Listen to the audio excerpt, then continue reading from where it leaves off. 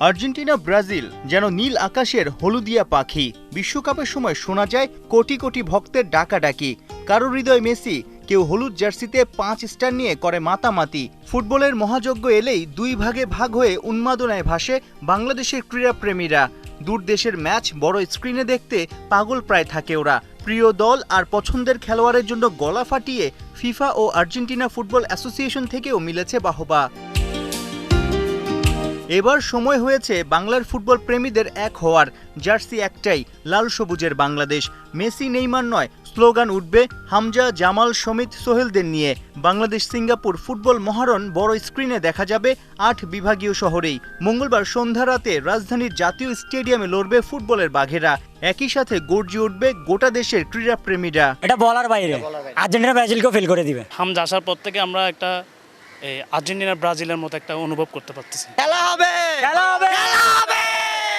আমরা চাই বাংলাদেশ আরো ডমিনেট করে খেলবে সিঙ্গাপুরের বিপক্ষে, ভালো একটা রেজাল্ট হবে ইনশাআল্লাহ। বলার অপেক্ষা রাখে না, বাড়তি উন্মাদনা থাকবে সিলেটে। হামজা আর সমিত সোমের বিভাগ বলে কথা।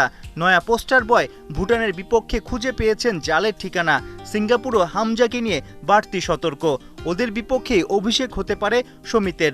দেশের জন্য বিদেশ থেকে আসা আরেক সোনার ছেলে ফাহমিদুল, ওর বাড়ি ফেনীতেও লাগবে উৎসবের রং। আমাদের দেশে যে ফরেন প্লেয়ারগুলি আসছেন এনাদেরকে অশেষ অশেষ ধন্যবাদ, যে তেনাদের জন্যই কিন্তু আমাদের ফুটবলটা এত প্রতিদ্বন্দ্বিতাপূর্ণ হবে আমরা আশা করি, এবং আমরা আশা রাখি যে কালকে বাংলাদেশ ইনশাল্লাহ জিতবে। বাংলাদেশে আরও কিছু প্লেয়ার আছে দেশের বাইরে, সেই প্লেয়ারগুলো আসলে দেশের টিম আরও স্ট্রং হবে, সেই সাথে খেলার মানও আরও ভালো হয়ে এবং দেশের প্লেয়াররাও আরও উজ্জীবিত হবে। খেলার যে একটি কৌশলগুলো থাকে সেগুলো আসলে গড়ধারা কৌশলের থেকে কিন্তু আলাদা।